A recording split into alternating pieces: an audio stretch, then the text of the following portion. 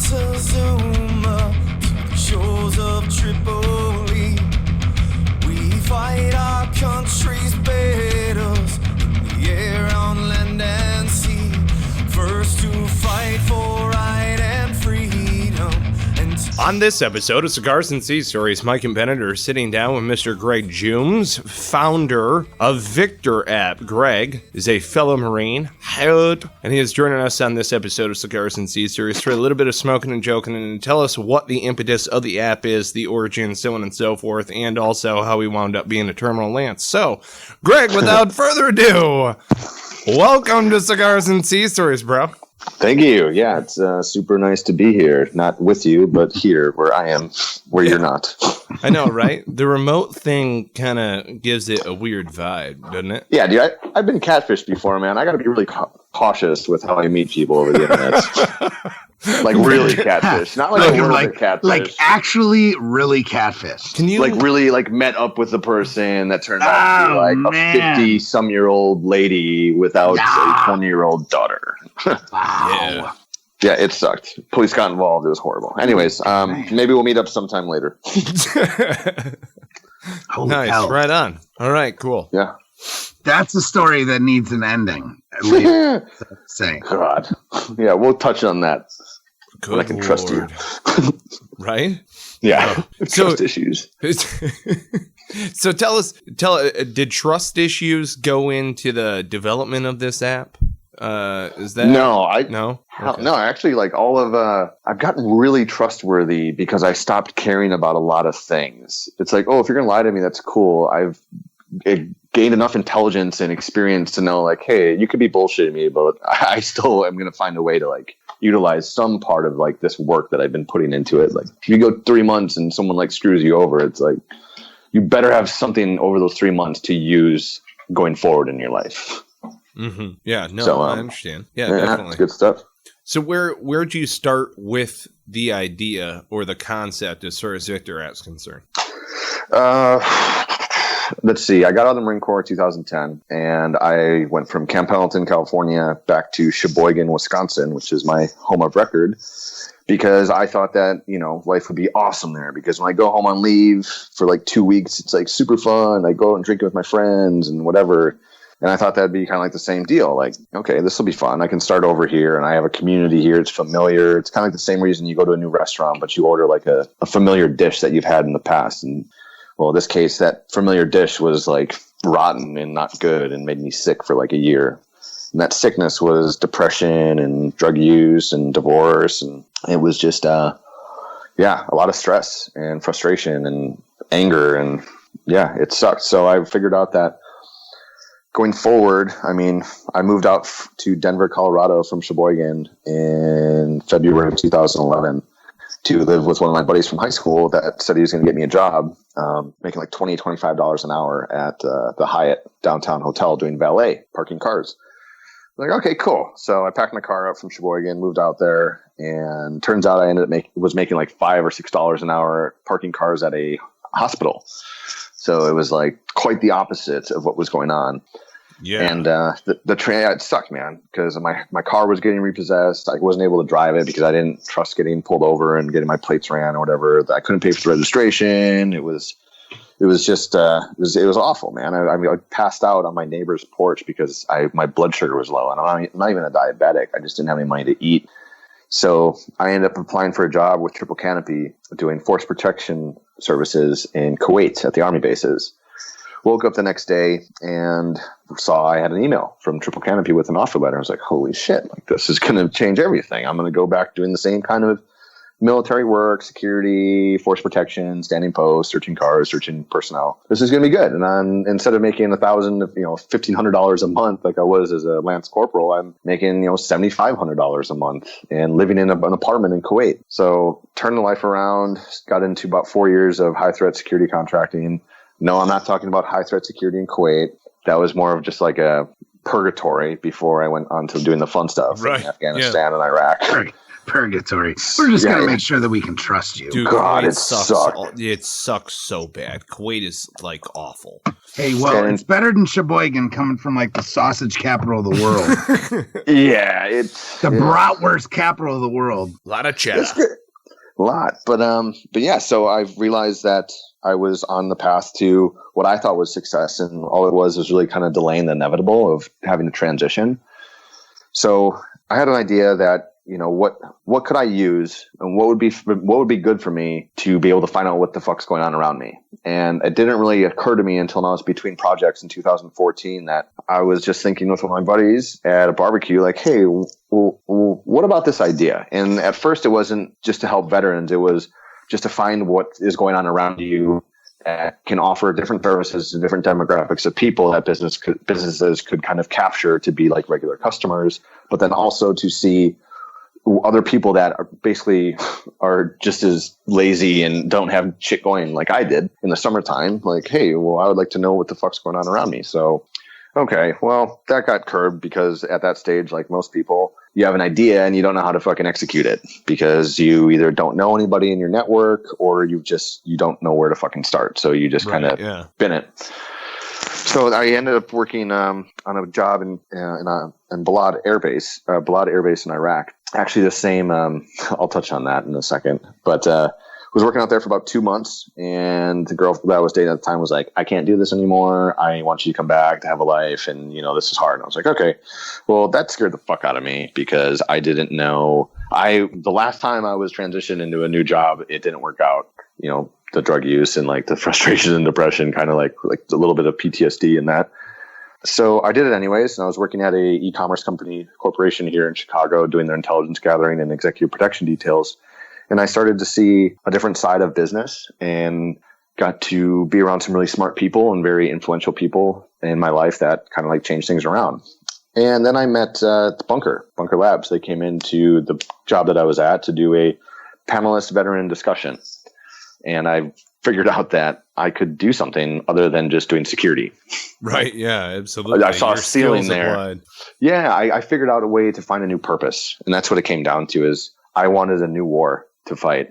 And this time it was my bank account and impacting others. And how can I do both? I was like, okay, well, what about this idea? Well, I can help people I'm very comfortable with. And I know the pains that they go through. But then I've also had a very unique position into business and marketing and advertising. And how could I tie both of those tool set, like both of those weapon systems and ammunition together to make like a super Death Star?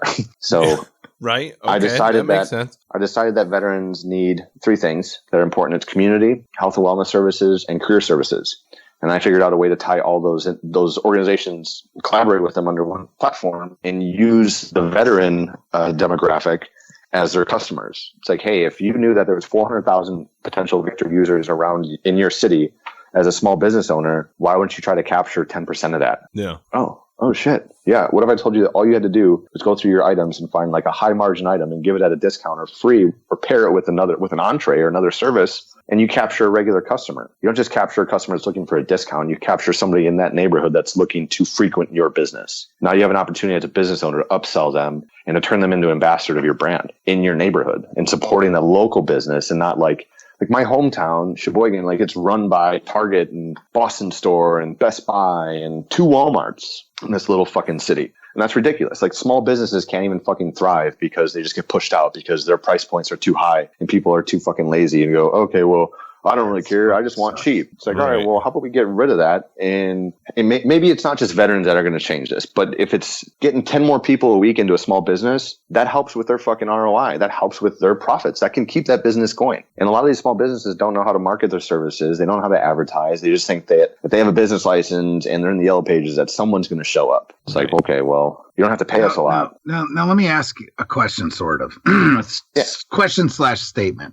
And it's kind of for both of you. So it's kind of one of these things like, is the reason that we've got shit like Walmart and Target and Best Buys and those things kind of ruling the planet, is it because of the greed aspect of it and or is it just that basically like small business owners, people are lazy, right? But if small business owners offer an experience that they can't get at Walmart, I'm just trying to figure out the secret sauce, which I know there's not really secret sauce or a magic bullet, but just trying to, how do veterans, how are we going to change this dynamic of like corporate America kind of like leading the way when we know that it's so self-destructive and not really the right thing? You know what I'm saying? Yeah, I mean, yeah, kind of. I mean, it's not just going to be veterans that are going to change everything. No, it's not going to happen. It's not going to happen right. And it could. I mean, I guess we could, but how do we do that? Like, what's the, how does? So it's not just veterans, man. And that's like another thing that I go to these summits and these conferences and all these lieutenant colonels, retired generals, like, oh, we're going to access a new generation of vets. And how are we going to expand? It's like, motherfucker, you need to step down because you are essentially a 30-year career politician that is claiming to know the fucking blue collar fucking working man story. Never been a civilian. Yeah. Never been a civilian. They don't understand. I mean, we just threw an event, our first event in our office last night, and it was for civilian, like it was branded to civilians and veterans. Correct. Civilians knew that they were welcome. Veterans knew that they were supposed to come out of their fucking houses. Right. And that's the same thing with Victor. We're engaging the small businesses, big organizations and companies that want to hire veterans, and also the civilian demographic. Like we don't go to war with just an infantry platoon or a rifle platoon. We would get fucking decimated because we get pissed off that we're not getting any of our fucking jerk off fucking material in the mail, or whiskey and Listerine bottles, and no one's bringing our hot chow out. We can't even medevac a guy because, well, we don't have any air assets. So all those force multipliers, those are the civilians, the nonprofits, the family foundations, the organizations that want to offer these services, and private individuals that want to brand themselves to a demographic, whether you're and they're fucking customers, right? Yeah. So, yeah. I mean, and I think that we've kind of got this as veterans. I guess this is what I was trying to get at. As veterans, we've kind of gotten this, not all of us, but a good shot of us, good majority have, it's like, veteran or nothing. And I think we're selling ourselves short, and it's bullshit. It is, man. Yeah, but there's another layer to this also, though, because if you're looking at the percentage as far as product, good, service, what is offered by the veteran community, the percentages in pools go smallest percentage products, after that goods, largest percentage is services. Go figure, veterans want to serve others. That's funny. Yeah. So here's the thing, though, is that if you have a product, any veteran product that you've ever seen that has achieved great success has entered into a large scale mainstream, again, using the air quotes, market, right? And I'm talking about just a product, right? For the most part, they're up there and or competing in that realm on purpose because, of course, they have the ability to. We're just talking about economies of scale as far as that's concerned. Good. So what I'm trying to say is, if you have a product and you're a veteran, it behooves you to potentially play nice with the big dogs in a smaller market, right? So play nice with a really, really big partner attacking a small market that you're not competing with that big partner in. Then if you have a good, right, for instance, it's kind of 50-50 to an extent. And if you're a service provider, like for instance, anytime that I go for a service of any kind, I always look to see if it's veteran owned first. Whereas with a product, I don't do that. I just don't. Right. Because there are some consumables. You asked specifically about the larger, that's the thing, is that the small business, main street businesses that used to be there, that a lot of us, meaning veterans returning home from war, what have you, would wind up starting. They're not necessarily there. However, those individuals could potentially either be making a product, i.e. then partnering with a large scale or large economy of scale, or they would be providing some sort of good, and then it's got to be some sort of 50-50. And all that I mean by that is you're just working with your community as far as the goods that you provide, but then you're partnering with a larger entity in order to get it to market, and then you look at the services and you don't need to do that. You could be a pool cleaner right now, and you could be a veteran owned and operated pool cleaner that's just going out to the general public and making things happen and never having a partner with a larger corporate entity. And that would be, I mean, a service. I guess it would be a main street business, you know. But it's funny because, unfortunately, isn't that kind of America in general? That's the cross section of America, isn't it? Yeah. And look at what's going on, and you're just like, oh, man, you know, if I really want to see, that's why I'm the guy where, you know, like if you see the beer companies where it's like you can see it's just splashed everywhere on the product that it's veteran owned and operated. Some veterans don't want to do that. I'm the guy where that's a total upsell. You will never, ever, ever, ever lose customers for putting veteran-owned or like veteran-created product on there. And if you do lose a customer, fuck that person, okay? Yeah, you know what I mean? Like, customer. fuck that guy. You know, like there's no other way to put it. It's the same thing. Like I don't follow. For instance, I mean, I don't know fuck all about wine. I know it's white and it's red and some have bubbles in it. And if you leave it out too long, it gets moldy. Okay. But I know when I go to a fucking liquor store and I'm at Binny's and it's just like wall to wall, like wine. It's like, okay, do I want to impress this girl? I mean, is she going to like this one? Am I going to like this one? No, I go to the coolest fucking label. So I'm right there. All I'm concerned about is what you're marketing to me. And I bought beer that's veteran owned. It has a V on it or whatever. It says veteran or some shit. It's like blue, red, white, and blue. And I buy it because when I see it, I'm like, okay, cool. Why don't more businesses do that? And that's like, why aren't these businesses targeting this fucking demographic of us for these services? It's literally a loyal demographic of people that want to support their own brothers and sisters. Now, did you do that when you were in the military though? Would I buy veterans? Yeah, like were you a guy? Fuck no, dude. I'd buy cheap, man. I was fucking Lance Corporal. If I had to pay $2 or more to support a veteran-owned business, I'd say fuck you. You're already out of the military. Yeah, bro. but what about like gear though? Because I did like tactical tailor. But that's because you're a fucking geardo. Gear queer, dude. I'm a serious gear queer, dude. Super straps are the shit. Super straps on some Alice pack on a fucking Alice Mountain Rock. Yeah, hell yeah. That's what's guy. up.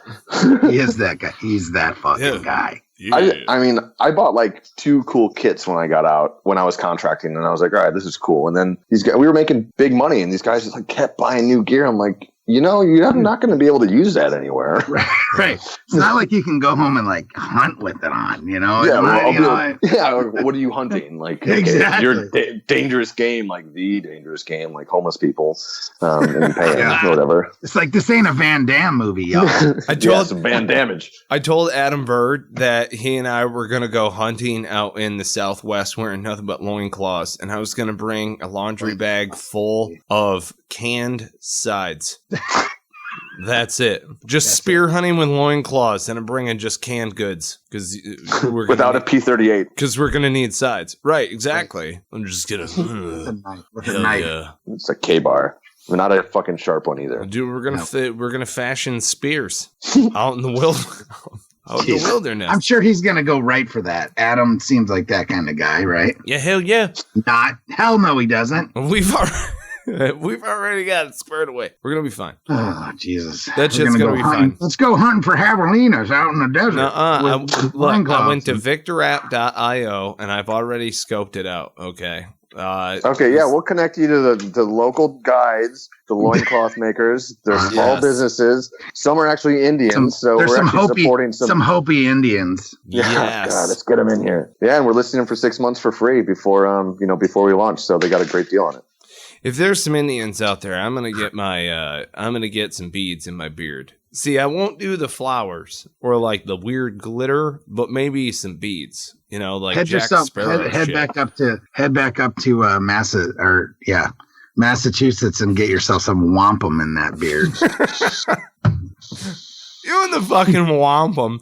He brings up the word wampum whenever it's because it's a cool fucking word, man. It's one of your favorite words. It's like this. It's like this. Wampum. Listen to this one. You ready? Motherfuckers are going to laugh. Coxsackie. If anybody has any issues like with their mouth, you guys know what Coxsackie virus is? You ever heard of that shit? If you haven't, fucking look it up because I'm not giving you the whole thing. Just now, get on the Google machine and look up Coxsackie. So if anybody has issues with their mouth, I'm like, got the Coxsackie.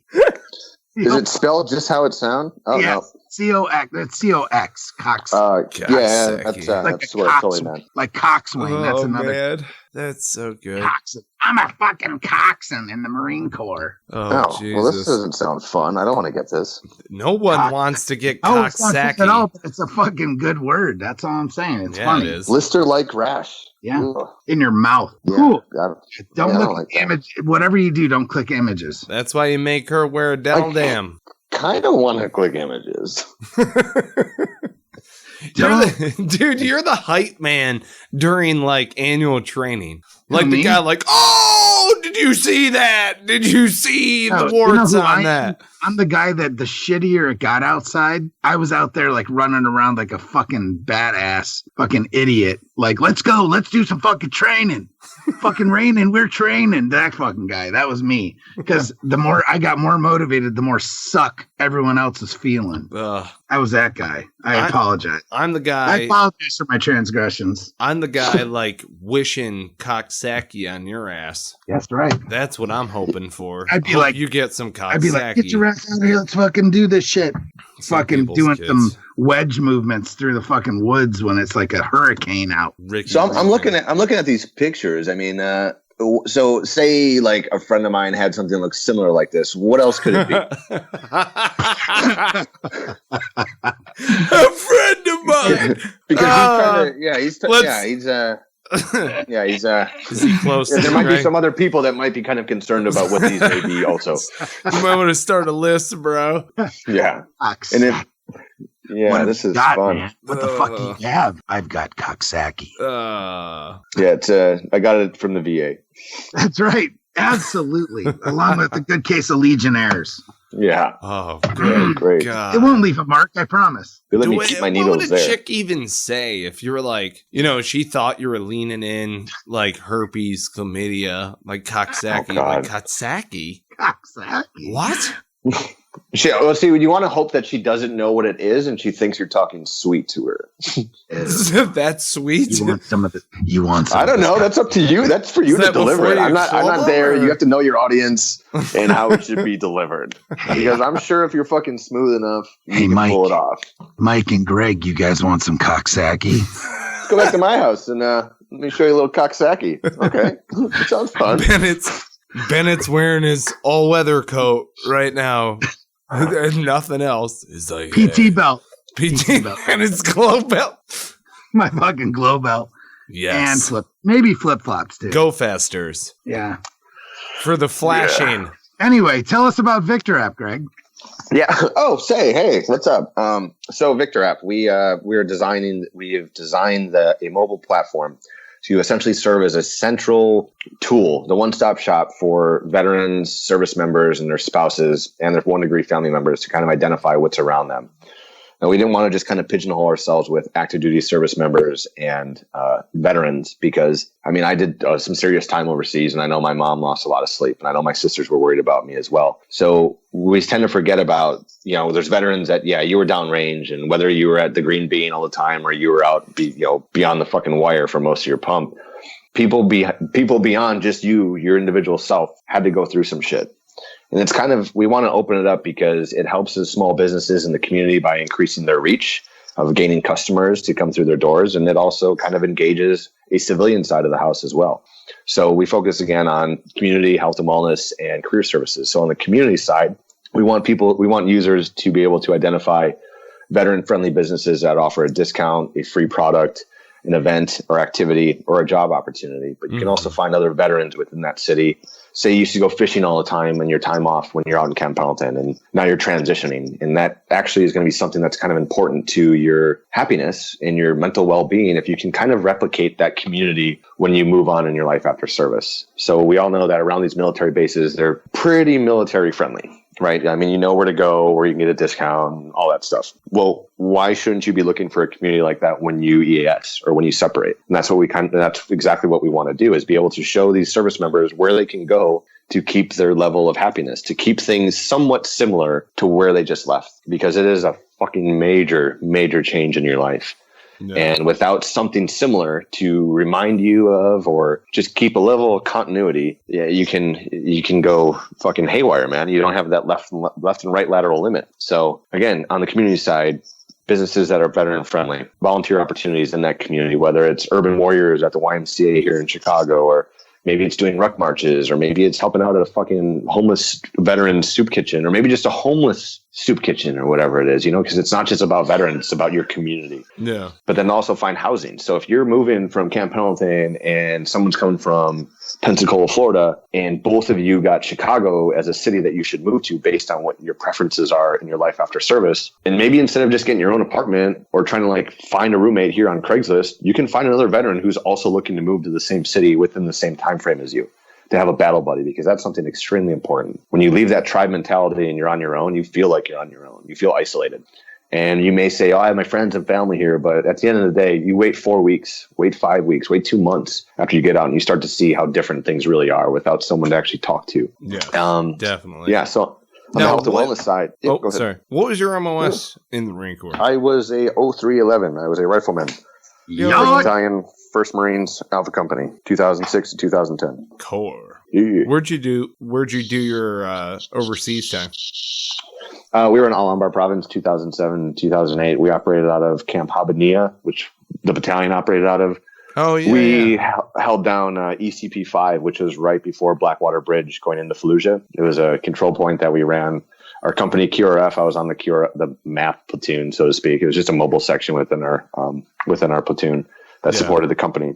So we were doing foot patrols, some raids. We worked with one of the SEAL teams on a couple of things before we got in trouble, because I guess we weren't supposed to support them. But our LT was like, oh, yeah, well, fuck that. We're doing it. So it was pretty fun. And then we got called off right after it. We're like, oh, okay, well, our CO got on the fucking horn. He's like, what the fuck are you doing? I hope we don't get in trouble. I'm like, no, we won't, but somebody's getting in trouble. Oh, yeah. They're getting relieved. It's all good, though. Yeah. You're fine, Lance Cooley. Yeah, I'm just going to fill sandbags. Pink mist. Yeah, I'm just going to fill my Humvee up with motivation. So we were there for seven months and some odd weeks. Probably the scariest part of that deployment was actually coming home. We had to make an emergency landing. We were supposed to land in Bangor or some shit, but I guess there was some difficulties with the plane, so we ended up landing in some small airport in New Hampshire. And no one fucking told us anything. We're just about to land. We're like, oh, cool. This doesn't look like Maine. We're looking on the map, and the plane is not where we're supposed to be. We're like, all right, fuck it. We're not flying the plane. We're coming back to the States. Right. Yes. So as we're landing, we're looking out the window, and we're getting closer to land, and we see all these flashing hazard lights, red, fire trucks and stuff. Oh, listen, whoa, quite an entrance we're making here. Wow. Must be a really small fucking town. They've never seen an airplane this big. Like a welcome party. Yeah, big welcome party. Well, right as we're about to fucking hit the tarmac, I look back and I see these flight attendants in the brace position. We're like, oh wait, that's not how you. I've landed. My dad's a pilot. This is not how you're supposed to. Oh my god! Oh my god! So we hit the tarmac and the plane starts twisting, drifting a little bit, and we're like, oh shit, that's why they were like that. Turns out the plane, it was either the flaps or it wasn't the landing gear, because the landing gear was engaged. But I'm pretty sure these are the flaps were froze or some shit that caused the plane to start kind of drifting. And long story short, I guess they thought that we were going to crash because everybody and their mother was out on the flight line ready to put out fires and start taking all of our serialized gear off so it doesn't burn. Get the weapons. Don't worry about that guy. There's NVGs. That guy's a private. We didn't invest too much money into him. Right. Get his saw. Oh god. Oh my god, dude. If they peeled my ass off a saw to save a saw, that guy's getting stabbed. I mean, it could be years later, but he's getting stabbed. You know what I mean? Yeah, I mean I'm better than I don't know. They're pretty expensive. And how much fun? If you've shot a saw before, it's pretty fun. Right. I mean, until it starts to double feed or whatever. Yeah, and after 20 rounds, and you're like, oh, I need a full bottle of CLP, please. Dude, I had a buddy though who would whisper to his saw, and he kept this thing pristine, and that thing never jammed. He would dump a nutsack just down an alleyway. What's that? like fucking Gollum with his fucking ring. Well, it was more like what's his nuts on Full Metal Jacket. All right. It was Animal like, Mother. No. Who's the guy who smoked himself in the head? Piles. But yeah, Piles. What the hell am I saying? It was like I don't know. It was like after he fucking snapped and started whispering to his rifle and shit like that. Oh yeah. Oh, that's weird. Yeah. Yeah. He was like that. Nice. Only he would like, turn people into mulch because the guy was sick with a saw, man. He had one of those tricolor Turning nut dudes sacks into on the mulch. thing. Oh, dude, he was fantastic with it. Oh, yeah. Yep. Mm-hmm. Yeah. Gunning people down. No big whoop. Right across the Humvee. Da, da, da, da, da, da, da. Oh, yeah. Sweet nothings. Well, you know what it's like. Because, honestly, when they fire a saw and you see the burst go out, it's like, crack, crack. And it just kind of like runs up a motherfucker. You expect something else the first time somebody gets smoked with a saw. I will say that. Like, I kind of expected a little bit more. And then I thought about it and I'm like, yeah, it's just 5.56. I mean, it's just kind of like poking tiny holes through them real quick. It's not like the homeboy just got rocked by like a freaking M1 or something. Oh, dude. Or like it's not like or the Madeus. It's not like the Madeus is just fucking rocking and that just tearing body parts off. Yeah, it's that's like most things in life though. I learned at a very early age to just like not have any expectations of anything. Because like when you start like, oh, I thought that was gonna be awesome, and you're like, well, if you thought it wasn't gonna be awesome, you would totally think it's awesome right now. Just life half empty all the time, and then be surprised. Yeah, super empty. Correct. Whether it's like dating, business, waking up in the fucking morning, jerking off. It's like, all right, well, this probably gonna be really shitty, but I'm gonna do it anyways. And you're like, oh, this is nice. That was fucking awesome. This was cool. Yeah, I'm not crying right now, or my car's not getting repossessed, or I can eat. I can eat right after. Oh. I'm doing it. I'm doing it. I'm gonna do that.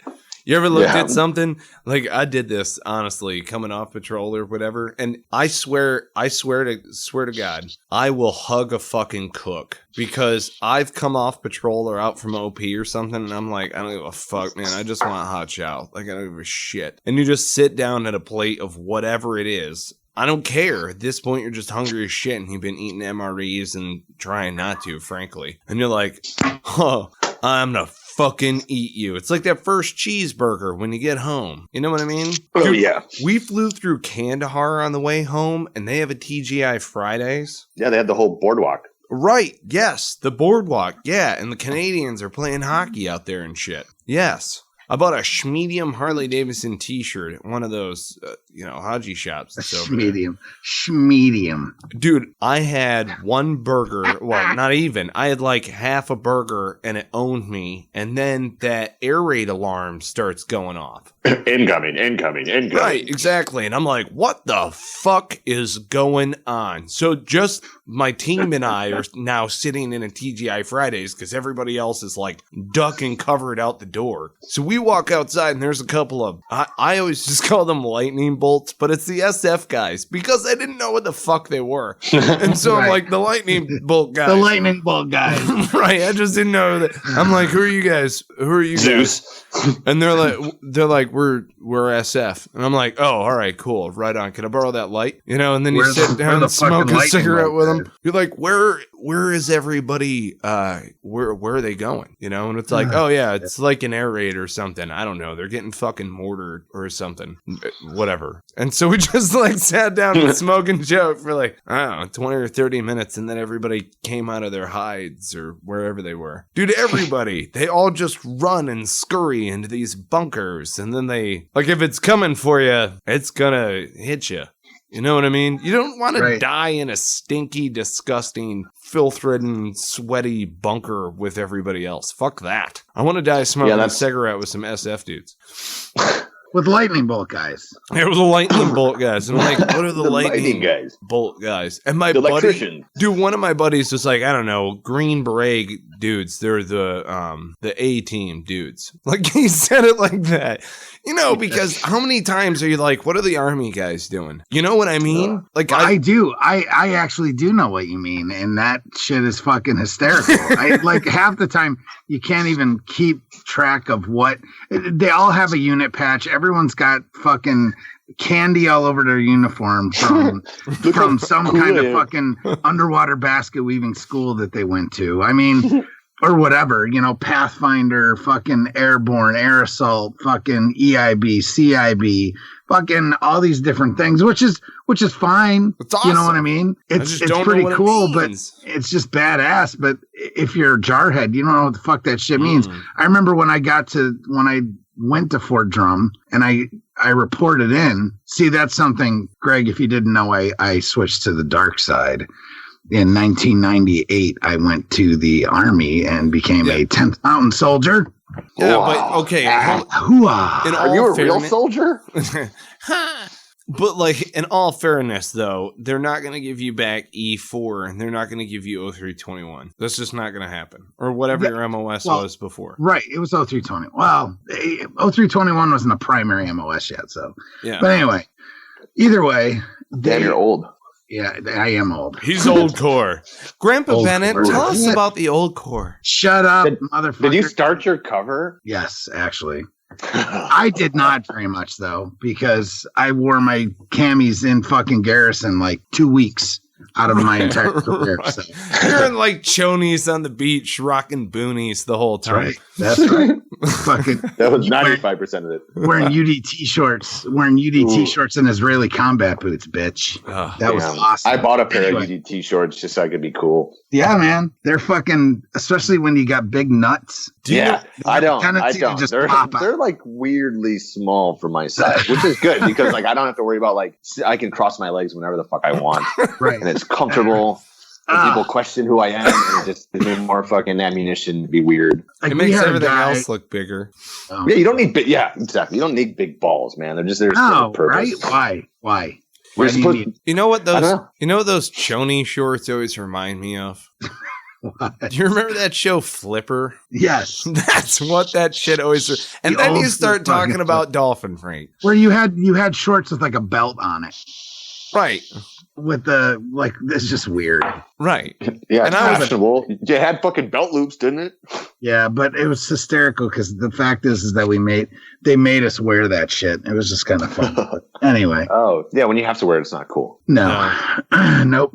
So it was way cooler in the winter because we just wore sweatpants. That was all. Well, that sounds comfy. It was fucking lots of fucking. See, like the cool thing. Okay, so if you're a Fleet Marine and you're walking around, you see some yokel in all black. You know that they're recon. Right. Like they're running around. They have black silkies. They have black shirts. They're all black. They're recon. Right. Right. Motherfuckers. So I go. Cool guy club. So I go to DM school and I get a black hoodie.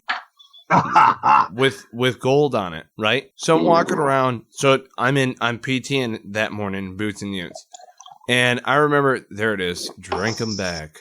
So so I'm in battalion area. I'm in boots and utes, right? Rocking a glow belt, my black hoodie, and get life the fuck up. What up, Ricky Recon? Why you wearing that black hoodie around here, motherfucker? What the fuck? What is this? Long hair don't care? Did you shave with a rock? Get your fucking hands out of your pocket. Jesus H. Christ. Holy fucking shit. Did you blouse your boots? Bet not. No, I didn't. I'm rocking a glow belt and no boot blouses because I'm gonna PT. And I can wear my black hoodie while I'm PTing. And yeah, I'm badass. You know what? You know how badass I am? I'm special. Listen to that. I'm special. How about that? You're an individual. How about that? So guns? We didn't have black. We didn't have black. We had green. Our shit was green and gold. Green and gold. At second recon. That was pretty cool. Ruh. And bottom line is, we lived on the fucking beach. It does remind me of Heartbreak Ridge. Every time he talks about this shit, it reminds me of Gunny Highway. Fuck off. It's the worst, one of the worst movies ever. Recon it's fantastic. Kicks butt. The thing is, it's not, yeah, anyway. I'm just not going there. Been there, I get suckered in all the time now. You can't make me do a cocksacky. Yeah, fucking cocksack. Coxsackie. My stage name. What's the word of the day? Coxsackie. It's either I think A Heartbreak Ridge or A Few Good Men. A Few Good Men. And then when I think of A Few Good Men, I think of Bennett playing the Colonel, for Jack. Like, you can't handle the truth. Like totally ad-lib. That was an ad-lib. Brilliance. You can't handle the truth. Brilliance in motion. I like that I like this whole thing where he's like going off. Yeah. Dude, the best part about that, though, was I have neither the time nor inclination to explain my actions to a man who rises and falls under the blanket of freedom I provide and then questions the very manner in which I provide it. Yeah. Ooh, you dirty fuck. Every Marine got a hard on when they heard that. Every fucking guy. Because deep down in places you don't talk about at parties, you want me on that line. You need me on that line. You're like, it cuts you.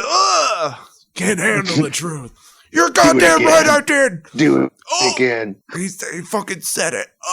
Yep. And then old boy and Willie go down because they executed the code red. Didn't see it coming. I honestly didn't. I was like, fuck.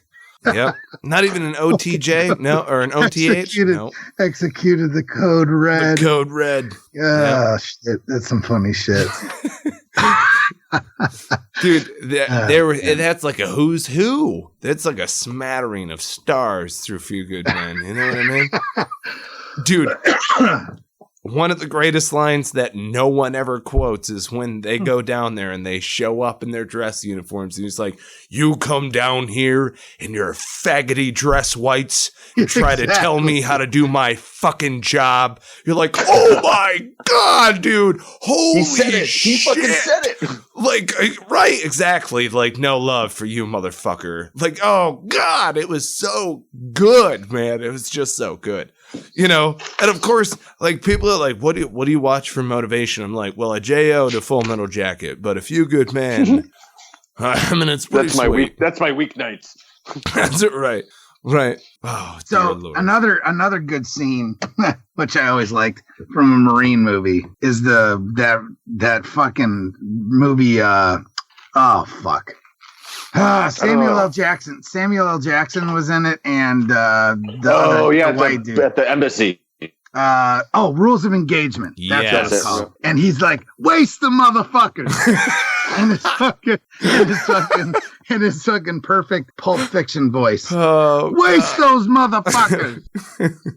Yet that whole movie, I just wanted him so badly to be like, it's the one that says bad motherfucker on it. Like, hey, which Kevlar's yours? It's the one that says bad motherfucker on it. One that says bad motherfucker on it. There should be a contract where he actually there's certain things he has to say anytime he's in front of the camera. In every movie. Yeah, it's like he sold his soul to the fucking devil. Or like whoever is in charge of Hollywood. I don't know. Oh shit. God. Say motherfucker again, motherfucker. Good times. It is. Oh my God, dude. Yeah, there's a whole plethora of Marine movies that just kind of like, but like every one of them, there's something in it where you're like, nah, that's not. Yeah, you're like, it's a really good movie, but that one little 5-second clip just ruined it for me. Right. I was about to climax, and then that happened. Bullshit. That's not how we do that. Alone in the Ville. Like dude, Huey gunships don't look like that. Yep, dude. And then, of course, you had the future type movies where you're like Avatar, they were Marines. Aliens, they were Marines. Yep. Another one that's overlooked, right? They're all Hoorah and Semper Fi in there. No, fucking Starship Troopers. Oh, yeah. Were they? Were they Space Marines? Yes, they are. Starship Troopers. I'm telling you, if you haven't read that book, you must do so. Yeah. I have it. So good. It's in the slot. Are there the same shower scenes in the book? Because that's the reason I watched the fucking movie. No, and because that's about the only reason to watch that movie. It's a fantastic shower scene. That was that shit came out when I was like a teenager, and when I first figured out like how to do things, and it was like, wow, why do you keep watching Starship Troopers all the time? It's like, shut up! It's my favorite movie now. Shut up! It's my favorite. I'm joining the Marines by yourself. I'm joining the fucking Marines, okay? Yeah, that's why. Like, I don't understand. Like, there's so many fucking Marines out there. They're like, oh, women shouldn't be in combat or in the fucking infantry or whatever. It's like, bitch, have you seen Starship Troopers?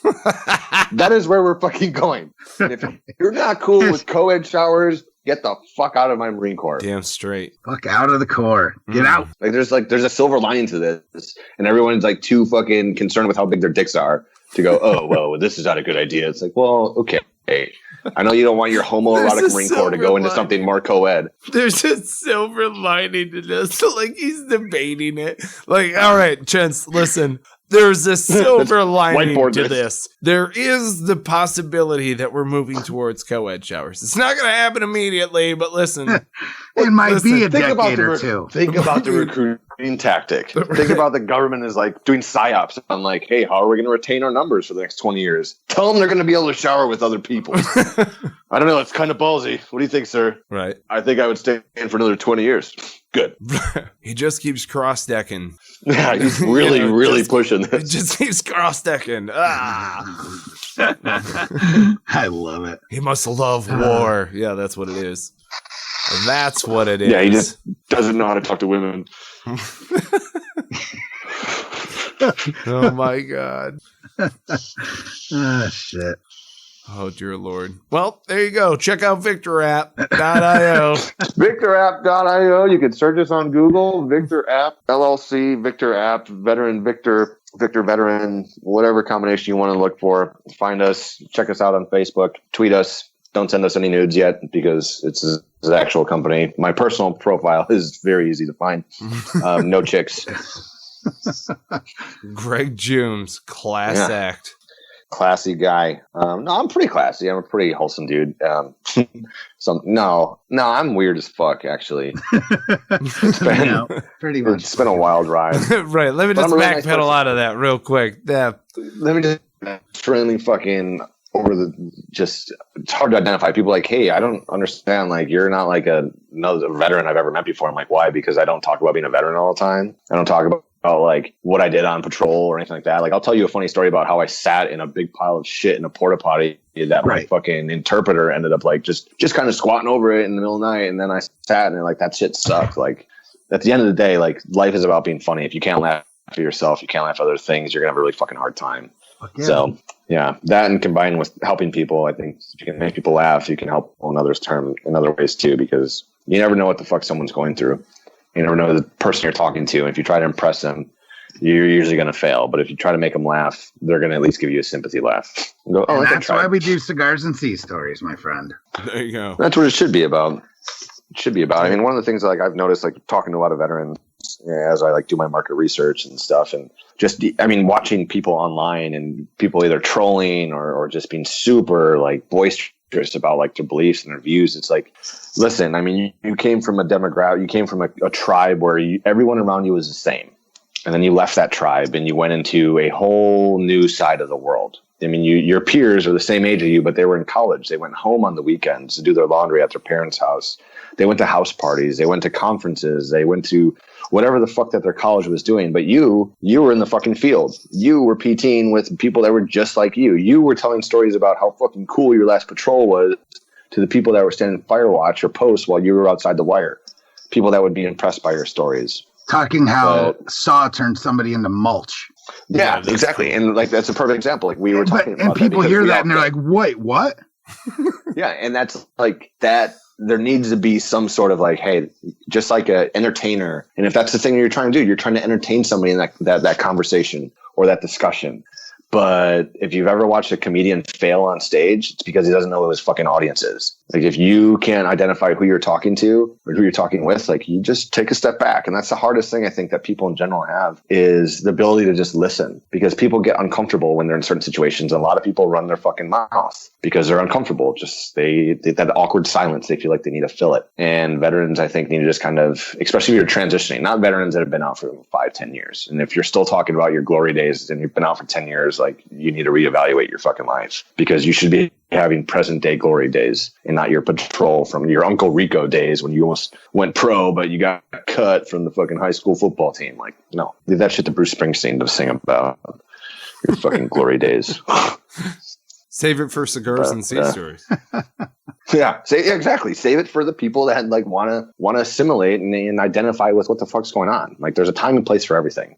I love it. And yeah. Well, good stuff. Hell yes. Victorapp.io. Victorapp.io. Find us.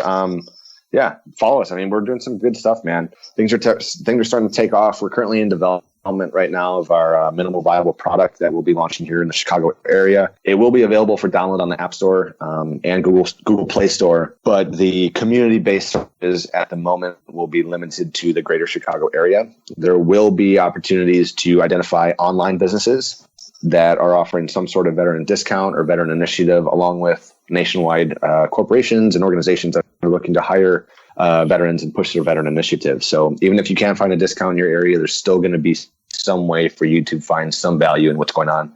In the meantime, we want to just build up as many emails, as many contacts as we can to start identifying where we should launch after Chicago, because we don't want to just kind of, shotgun blast all over the place, because it's just like when we rolled over into Iraq. We didn't just like airdrop like 1 million troops into Iraq and like, all right, this is ours now.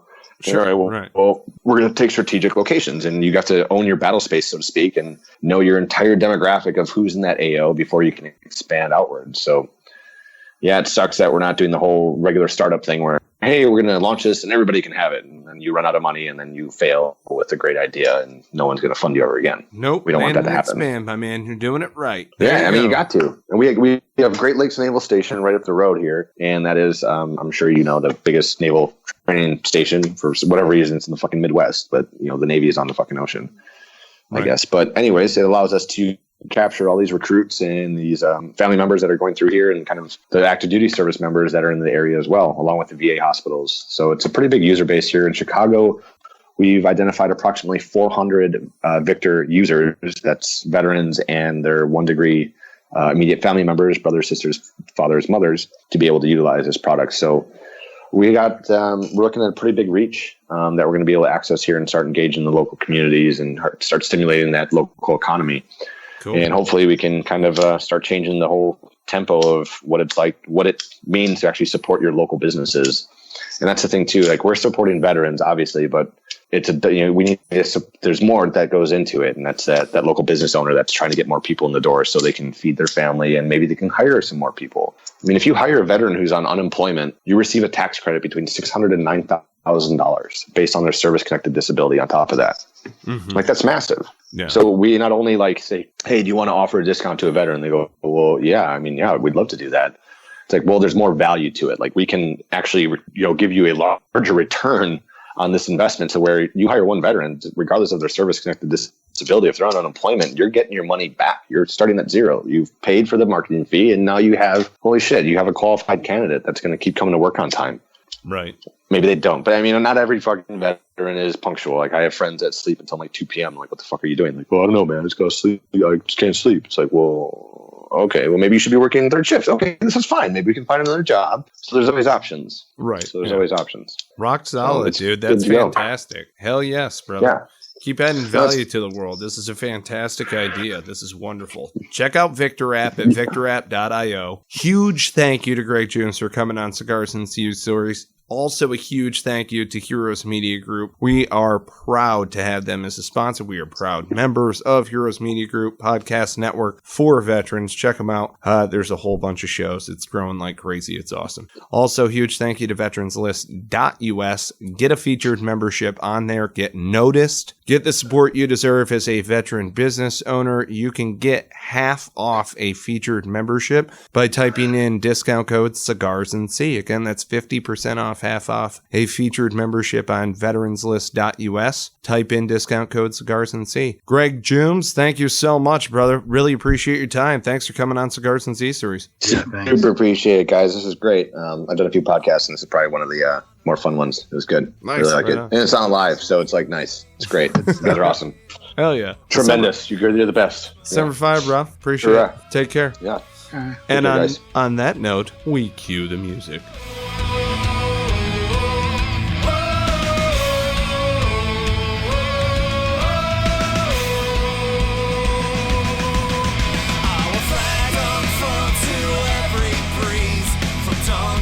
Setting sun.